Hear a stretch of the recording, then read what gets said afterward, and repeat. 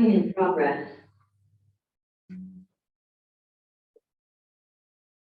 Okay, folks, we will make a start. Thank you for those who have joined us in the room and those who are joining us remotely. My name is Anthony Revd. I'm the director of the Oxford Centre for Religion and Culture, and we are now to week 5, but it's the 4th of our lecture series looking at peacemaking and peace building. Our guest speaker this week is from within Oxford, Reverend Dr. Patrick Riordan of Campion Hall, Oxford University. I was saying to someone else speaking about the hall, and I think I got the order wrong, so I think it is a Jesuit. Yeah, I've said Benedictine before, but obviously it's a Jesuit order, if I got that wrong. Good. Correct. And his topic is peacemaking with justice, Catholic social teaching of Pope Francis and the Ukraine situation. We are delighted to have you here, Patrick, and we are now in your hands. Let's change the spotlight. thank you, Anthony, for the invitation. It's a pleasure to be able to contribute to this seminar that I have found very interesting. And I look forward also to Esther Reed's presentation. I know Esther from way back. So my topic really, as Anthony says, is Pope Francis's statements on the war. And you know that Pope Francis has provoked a lot of criticism for the way he has spoken about the war, perhaps in his daily Angelus or at interviews or at audiences that he has given. Let me begin with this text and see if you recognize it. We owe it, therefore, to candor and to the amicable relations existing between Russia and other powers to declare that we should consider any attempt on their part to extend their system to any portion of our neighborhood as dangerous to our peace and safety. We could not view any interposition by any European power in any other light than as the manifestation of an unfriendly disposition towards Russia. End of quotation. You might not recognize that. I'll explain later where it comes from, but perhaps somebody has recognized it. Okay, so there are 5 parts in my presentation. The first is just to record the criticisms that Pope Francis has received, and then to look at the context, the background to the war, and that has 2 parts, not just the context of historical events and what has happened, but also the development of meaning, the way in which our understandings of events have evolved, have developed over the centuries. And then in the 4th section, I'll attempt to read the present situation in the light of these considerations about the context, and then finally to understand Pope Francis's remarks and evaluate them. So Pope Francis has received a lot of criticism from the remarks he's made in various contexts. A colleague of mine who is an expert on what is referred to as just war theory is quite critical. He thinks the Pope should be doing much more to present the Catholic Church's understanding of the ethics of war making. And it's hardly anything that's mentioned in the Pope's public statements. Other criticisms include the following remarks, and I'm taking these from a Wall Street article in March of this year. Pope Francis has been criticized for failing to name Russia as the aggressor, while he expresses sympathy for defenseless Ukrainian brothers and sisters. He's criticized for not using the language of invasion, but speaking as if it were a civil war. He's criticized also for not upholding Ukraine's right to defend itself, and is quoted as saying there is no such thing as a just war, and seeming to dismiss traditional moral teaching. Well, of course, that's a standard saying, isn't it? There's no such thing as a just war, and just war theory is a misnomer. All that is ever attempted by this pathway of reflection is to say it can be justifiable to take up arms and to go into war, to war making.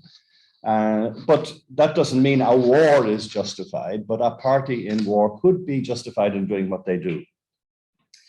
He's been criticized also for attempting to maintain relations with Patriarch Kirill, who, as you know, has been very outspoken in upholding the Russian position. Speaking in March this year, as reported online on the website Crux Now, Pope Francis said, "The basic problem is the same. We continue to govern the world as a chessboard, where the powerful study moves to extend their dominance to the detriment of others. The real answer, therefore," Francis says, "is not more weapons, more sanctions, more political military alliances, but a different approach, a different way of governing the world, now globalized, and of setting up international relations." Francis says that it is evident that good politics cannot come from a culture of power understood as domination and oppression, but only from a culture of care, care of the person and their dignity, and care of our common home. This is proven, unfortunately, negatively by the shameful war we are witnessing, Pope Francis said. So those are the kinds of comments he's made and the kinds of criticisms that that has drawn. Now, when I look in my second and third parts at the historical context, we can distinguish two dimensions, but they cannot be separated completely. First, there are events and circumstances, but then second, our talk about events and circumstances, the meaning we give to them, and the evaluation we have of them, how we speak of them. What we think we are doing, or what we say we are doing, is a big part of what we are doing, but not the whole of it. And that is evidenced by the way our thinking changes and adapts to new awareness, perhaps, or new discoveries. So my focus is going to be on the latter in this next section. And that's consistent with my particular field, which is political philosophy. But the former, the events and circumstances, also remains important. Now, I could start with Augustine. That'd be an intelligible place to start, but I'm not going to start with Augustine. I'm going to start instead with Thomas Hobbes and with his book Leviathan from 1651. And you'll recall how Thomas Hobbes describes certain laws of nature. And he summarizes the first law of nature as to seek peace and follow it.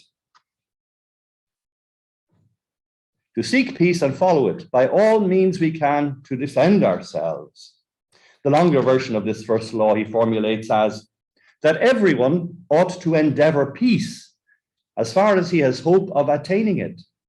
And when he cannot attain it, that he may seek and use all helps and advantages of war.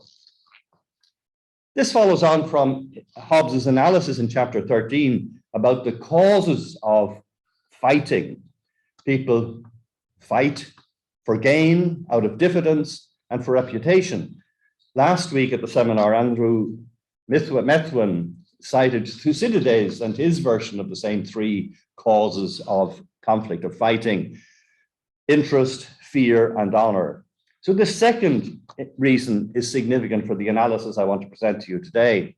Hobbes suggests that when a country or a person feels vulnerable, threatened, they will calculate that since attack is the best means of defense, they should strike preemptively out of a sense of diffidence, of weakness.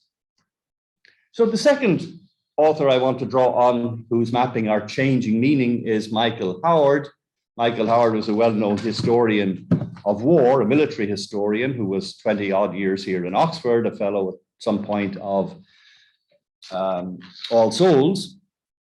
After he retired, he published this little book and gives it the fine title, The Invention of Peace and the Reinvention of War. I've put the references to these texts in the handout so that if you wanted to ever follow up, you have it. Now, Howard argues that war is as old as humankind. Armed conflict between organized political groups is a universal norm of history. But peace is a modern invention, he claims. Positive peace, a social and political ordering of society that is generally accepted as just, as something to be striven for. That is a new invention he is suggesting. Immanuel Kant is my next source I want to invoke. You'll know of his 1795 little book, Perpetual Peace, a philosophical sketch. And this is a new thing, a philosopher writing about what might be the conditions that would have to be fulfilled for people and states and communities to live in peace with one another. So this is the becoming of peace becoming a theme in philosophical reflection. Our next author is Nicholas Renger, who died only in the last couple of years. May he rest in peace. He used to work in St. Andrews. He wrote on the just war tradition in the 21st century. He edited International Affairs Journal quite a while in London. Now, he points out how what began as a moral set of principles for reflection on war making has morphed into international law. So it's from being moral, it's changed into being legal. And there are changes that have resulted from that. In the moral theory of war making, intention is very important. What is it you intend to do? While in the legal context, it's very hard to determine what people's intentions are, because unless they reveal them honestly and say what they are wanting, you're not going to be able to read exactly from their behavior what it is they intend. A trivial example, John builds a fence around his house. What was his intention? To keep cattle out and keep cattle off the lawn? Or was it his intention to provoke his neighbor, whose view from her house would be restricted by the fence? Unless John honestly reveals his intention, we or a court cannot know it. But note the force there of honestly. The language of justified war making has become part of the rhetoric of propaganda. The enemy is attacked not only with weaponry, but also with the moral language of disapproval and condemnation. Just remind you of the time when Pope John Paul II, visiting Ireland in 1979, went to Drogheda, close to the border with Northern Ireland, and appealed to the IRA to desist from their violent activity. The response from the IRA was to, not immediately, but was to produce a document citing previous popes, giving reasons for justified war making and why they thought their war making was just. So there's been also a shift within philosophy from war making to peace building. And I just cite one reference there to an article by Anthony Burke, but the title gives you the idea: Just War or Ethical Peace, Moral Discourses of Strategic Violence After 9/11. In the current issue of the Heathrop Journal, there's a review of a book with the title Victory, the Triumph and Tragedy of Just War. That book appeared in 2019. The reviewer summarizes the argument. The language of just war thinking seduces. It draws people into a sanguine acceptance of war by leading them to believe, so long as all the principles are satisfied, the use of force can be not merely justified, but unproblematically so. The just war tradition obscures the fact that even an allegedly just engagement in war leads to tragedy on both sides and therefore corrodes the preconditions of peace. Now, there's a similar shift in the theological discourse, and that is well documented in this book by Theodora Hawksley, Peace Building and Catholic Social Teaching. She points to the way there's been a shift in the popes speaking about war since John the 23rd in his encyclical Peace on Earth, Pacem in Terris in 1963. There's a shift in papal teaching towards encouraging the building of peace, but without abandoning the moral reflections on the justified use of force. But this new emphasis invokes the gospel message that should motivate believers to contribute to fostering peace and reconciling opponents. The subsequent popes also have maintained that theme of peace building, and that has been a constant refrain in their World Day of Peace messages on the 1st of January. Pope Francis himself in 2017 made a very significant statement where he stresses the use of non-violence in non-violent politics in addressing issues of conflict. Now, to my third section, just recalling the context of Pope Francis is speaking in terms of this war in Ukraine, this tragic war. So we're familiar enough with some of the themes that are mentioned, how Peter the Great had striven to open up access to the West, to the seas, through the Baltic. He built that city of St. Petersburg and made it possible for there to be access to the North Atlantic through the Baltic. He had ambitions to do the same through the Black Sea, but it was Catherine the Great at the end of the 18th century who achieved that with as the result of combat with the Ottoman Turks. And she made two treaties in 1774 and then in 1791, where the Crimea was ceded to Russia and where the Turks acknowledged the presence of Sevastopol as the Russian naval base. Crimea was part of Russia for 2 centuries before being transferred to the Soviet Republic of Ukraine in 1954 by Khrushchev. And at that time, as you can imagine, 1954, they thought Soviet man was eternal and that therefore Crimea would always be under the control of the centralized Soviet management. But after the collapse of the Soviet Union in December 1991, Ukraine was recognized as a distinct country, and Russia at that time also recognized Crimea as part of Ukraine. Following 1989, there's been an expansion of NATO. NATO, which is essentially a defensive union of North Atlantic states, but defensive against what? Well, facing possible aggression from originally the Union of Soviet Socialist Republics, and then subsequently the Russian Federation. So just recall 1999, Poland, Hungary, Czech Republic were added to NATO. In 2004, Bulgaria, Romania, Slovakia, and the Baltic states were added. These states were formerly members of the Warsaw Pact, right? The Warsaw Pact. But then in 2008, at the summit in Bucharest, NATO declared an intention of admitting Georgia and Ukraine to be members of NATO. Now, Georgia and Ukraine had not been members of the Warsaw Pact. They were Soviet republics. They were part of the USSR originally, and prior to that. Extraordinary, reading up on this history and going into it, I was astonished to learn that President Putin had been in Bucharest. He visited the summit of NATO in 2008. And he made clear in his speech his objection to the idea of Ukraine and Georgia being admitted to NATO. And he also made clear that he would not tolerate NATO on Russia's borders. He said that would be perceived as a direct threat. And curiously enough, as I say, doing the research in this, I find that his speech was reported in The Guardian. So it's not as if this was all done in secret and nobody was able to find out about it. So 2008, therefore, a significant juncture where NATO declared its intention of admitting Georgia and Ukraine to NATO.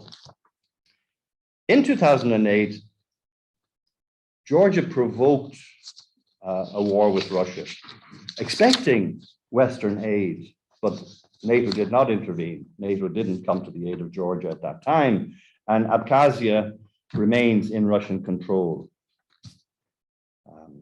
Now we know 2014, there was the coup in Ukraine, which overthrew a pro-Russian leader, and Russia then occupied Crimea. The pursuit of Ukraine's policies of getting NATO membership, EU membership, developing liberal democracy, all of these are not seen, not welcomed by Russia. We're familiar with that scenario. To the point where then in 2022, in February, Russia invaded Ukraine. My first degree was in geography and economics, and therefore I'm always delighted to have maps available. And there's this little book that appeared in 2015 in hardback, 2016 in paperback, Prisoners of Geography, 10 maps that tell you everything you need to know about global politics. And it is a fascinating read. But the first story here is Ukraine and Russia. Now, at that point, obviously, 2014, the Crimea had been annexed by Russia, but the author here, Tim Marshall, goes into considerable detail explaining why it is that that had happened.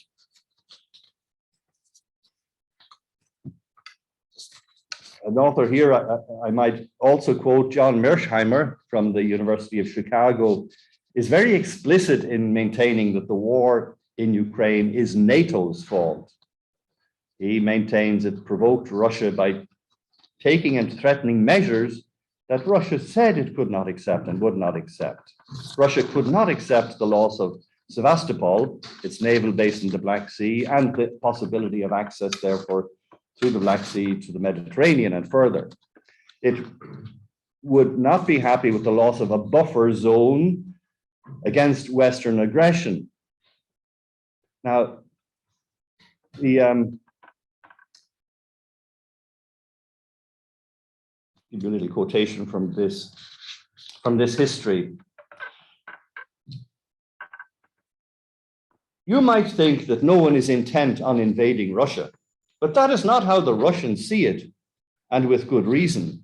In the past 500 years, they have been invaded several times from the West, and then he lists all of those events.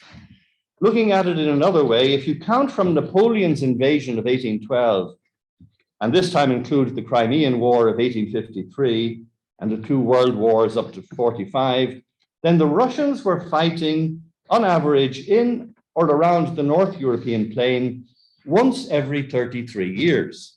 So this is part of their self-identity and their history. Remember that quotation I read at the beginning, the text I read out at the beginning? I adjusted it a little bit by changing the names. The names are changed to protect the innocent or the guilty, who knows?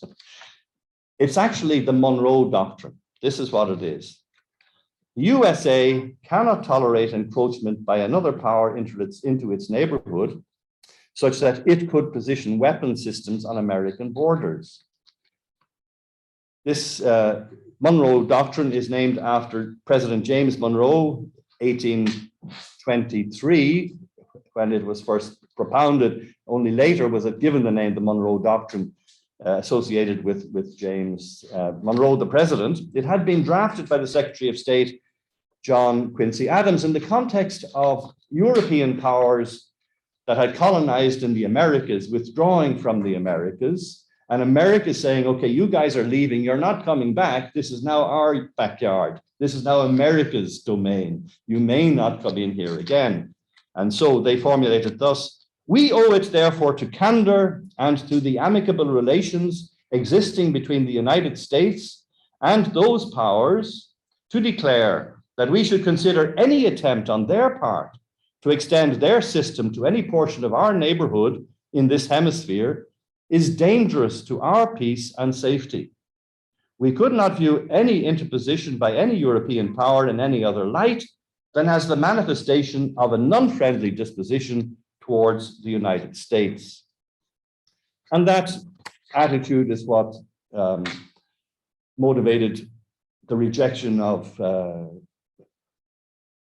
Soviets situating missiles in Cuba, Reagan also supporting the Contras against the Sandinistas, and most recently in the Trump administration, John Bolton, you might remember John Bolton as a security advisor, invoking explicitly the Monroe Doctrine.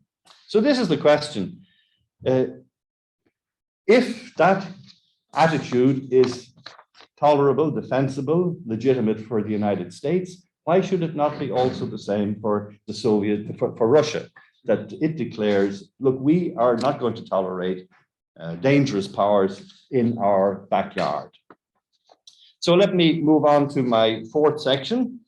I want to read the situation now in the light of these developments. So the developments, not just historical, but also of the development of meaning, the way in which our understandings have shifted, and how there's been a shift towards peace building and not simply justifying war making. right? So we've seen that in history, we've seen it in philosophy, we've seen it in ethics, and we've seen it in the papal statements in theology. Let's recall Hobbes. Hobbes on diffidence as a reason for war.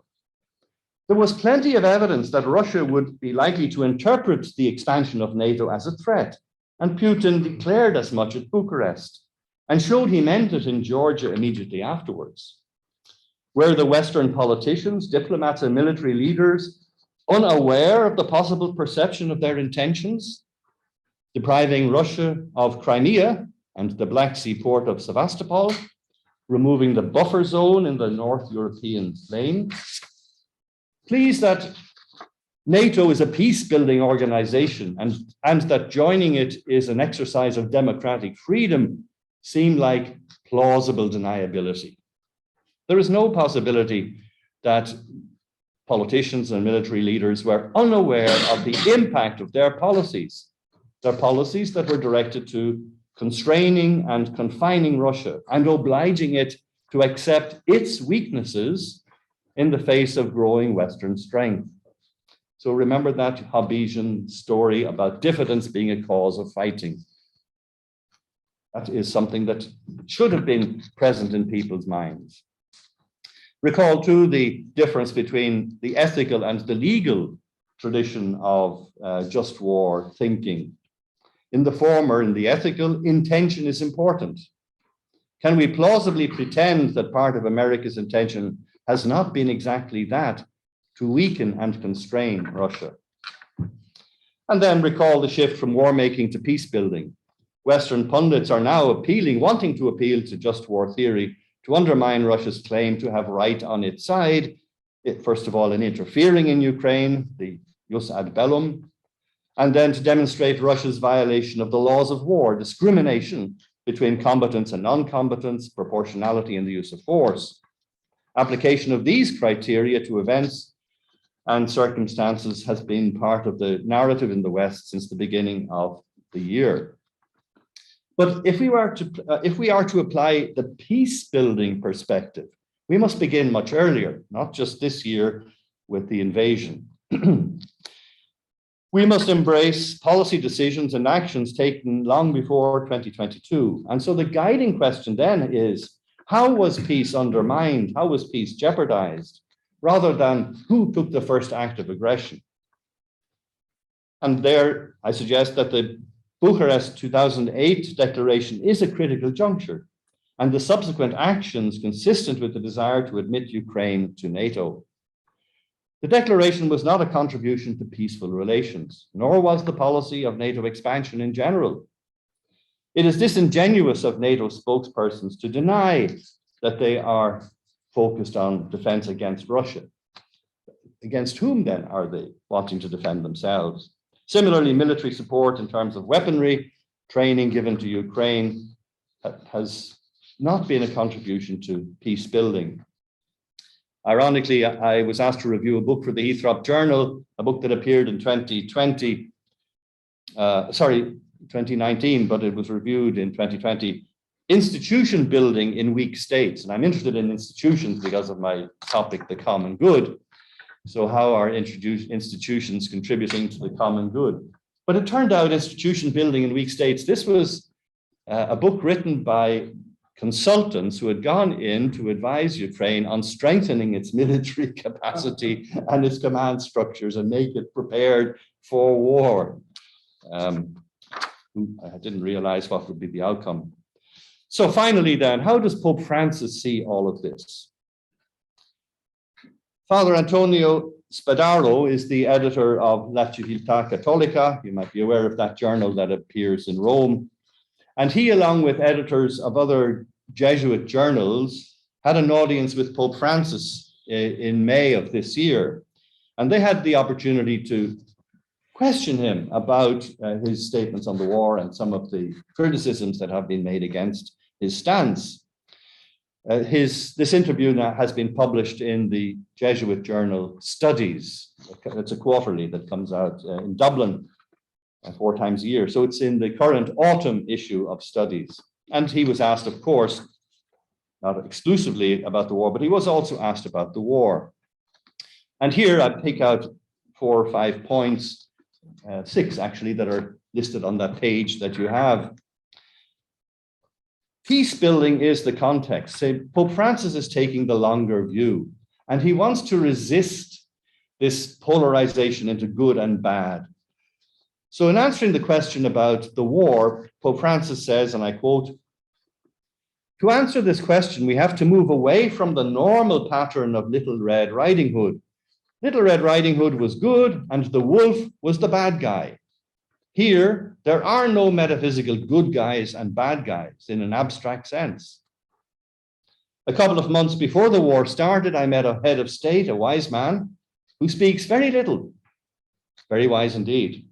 After we talked about the things he wanted to talk about, he told me that he was very concerned about the way NATO was moving. They are barking at the gates of Russia. They do not understand that the Russians are imperialists and will allow no foreign power to approach them." And that man suggested that the situation was going to lead to war. The Pope goes on to say, "The danger is that we see only the brutality and ferocity with which this war is being carried out, which is monstrous. And we do not see the whole drama unfolding behind the war, which was perhaps somehow either provoked or not prevented." And then he goes on to remark about the interest in testing and then selling weapons. He's asked further if he is taking sides, if he is supporting Putin and the Russian stance. "So you are pro-Putin?" "No, I am not," he says. "It would be simplistic to say such a thing. I am simply against reducing complexity to the distinction between good guys and bad guys without reasoning about roots and interests, which are very complex." And he goes on then to stress the human side of war, the victims, those who suffer the loss of so many goods. And he wants the editors in their publications to stress that. He also welcomes the way in which people have been open to receiving refugees, but he is concerned about what will happen in the future, how long that situation will last, and how there can be a repairing of the total destruction of life in that country. Ukraine, he says, is an expert in suffering, slavery, and war. It is a rich country that has always been cut up, torn apart by the will of those who want to take it over and exploit it. And he stresses the heroism and the courage of the Ukrainian people. He insists that we can be focused on Ukraine and forget the many other conflicts that are taking place in the war. And he is, of course, as Bishop of Rome, as Pope, has reports from bishops' conferences around the world and from the papal nuncios that report back. We are aware of what's happening in Ukraine because it is closer to us and touches our sensibility more. But there are other countries far away. Think of parts of Africa, the north of Nigeria, the north of the Congo, where a war is still going on and nobody seems to care. Think of Rwanda. Think of Myanmar and the Rohingya. The world is at war. Asked about his relations with Patriarch Kirill, he reported, "I had a 40-minute conversation with the Patriarch. In the first part, he read me a declaration in which he gave reasons justifying the war. When he finished, I intervened and told him, 'Brother, we are not clerics of the state. We are pastors of the people.'" And he attempts then through his own example and stance to give testimony to the Patriarch that that is a possible stance. So finally, to the question, is Pope Francis in his statements and in the stance he's taking changing church teaching? Is he moving away and abandoning the ethics of justified war making? And I cite here an article by Christian Niklaus Braun, Pope Francis on War and Peace, published in the Journal of Catholic Social Thought in 2018. And I agree with the stance taken in this article that the Pope is not abandoning the ethics of justified war making. the criteria for going to war or for the right conduct of war. But he is shifting an emphasis, as with his predecessors, from war making to peace building. He is shifting the emphasis without abandoning the ethical tradition. And part of the evidence for that is given by Brown in this article. In April 2016, a conference on nonviolence and just peace, contributing to the Catholic understanding of and commitment to nonviolence, was held in Rome. It was organized by as it was then called, the Pontifical Council for Justice and Peace and Pax Christi International. And this conference had issued a statement in advance calling upon the Catholic Church, instead of continuing to teach just war theory, to turn to the framework of just peace, built around the precepts of gospel nonviolence. The statement claims that such a shift has already been taking place in the Church and Catholic social teaching, and it was hoped that Pope Francis would continue that development and issue an encyclical precisely on peace building. Now, Pope Francis, as we have seen, embraces this prophetic role of a prophetic neutrality, of being a speaker for peace, for pleading for peace and advocating it, rather than wanting to speak of justifying war making. But he does not hesitate to acknowledge that the use of force might be justified under certain conditions. So when he wrote his message of approval and encouragement to the Rome Conference in 2016, he quoted from the Second Vatican Council statement, Gaudium et Spes, in what he said. The basic premise is that the ultimate and most deeply worthy goal of human beings and of the human community is the abolition of war.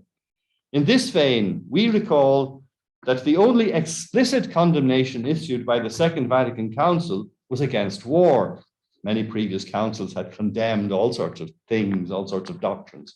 But he's saying the only explicit condemnation was of war. Although the council did recognize that since war has not been eradicated from the human condition, and here's the quotation from Gaudium et Spes, governments cannot be denied the right to legitimate defense once every means of peaceful settlement has been exhausted. So a comment from me here, there is a danger of confusing a preference for non-violent means with a commitment to pacifism.